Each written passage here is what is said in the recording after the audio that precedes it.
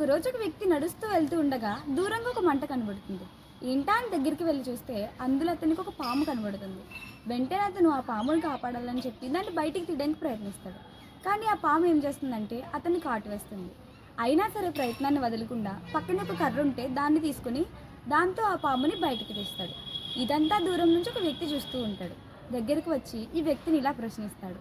ఏమనంటే, ఆ పాము నిన్ను కాటు వేసింది కదా, అయినా సరే నీ ప్రయత్నాన్ని వదలకుండా దాన్ని ఎందుకు కాపాడవు అని. అప్పుడు ఆ వ్యక్తి చెప్పిన సమాధానం ఏంటనంటే, కాటు వేయడం అనేది ఆ పాము యొక్క స్వభావం. ఆ పాము తన స్వభావాన్ని చూపించింది. కానీ సహాయం చేయడం అనేది మనందరి స్వభావం. అది దాని స్వభావాన్ని చూపించింది కదా అని నేను నా స్వభావాన్ని చూపించకుండా ఉండలేను కదా అని. మనకి సహాయం చేసిన వారికి సహాయం చేయడం అనేది సహజమే.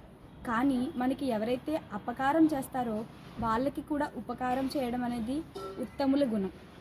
అందుకే సుమతి శతకంలో ఇలా అన్నారు, ఉపకారికి నుపకారము విపరీతం చేయుగాదు వివరింపగా అపకారికి నుపకారము నెపమెన్నక చేయువాడు నేర్పరి సుమతి అని. దీని భావం మనకు తెలిసిందే. మనకి ఎవరైతే ఉపకారం చేస్తారో వాళ్ళకి తిరిగి ఉపకారం చేయడం అనేది గొప్ప విషయమేమి కాదు. కానీ ఎవరైతే మనకి అపకారం చేస్తారో వాళ్ళు చేసిన చెడుని మర్చిపోయి దాని గురించి ఆలోచించకుండా తిరిగి మంచి చేసేవాడే నేర్పు కలవాడు అని దీని భావం. ఇదే విషయాన్ని మన ధార్మిక శాస్త్రాలు కూడా తెలియజేస్తున్నాయి.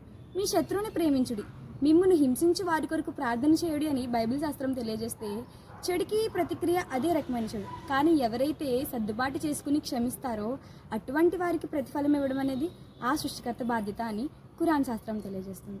కాబట్టి మీకు ఎవరైనా చెడు చేస్తే వాళ్ళకి తిరిగి మంచిని చేస్తే మీకు ప్రతిఫలం ఇవ్వడం అనేది ఆ సృష్టికర్త బాధ్యత.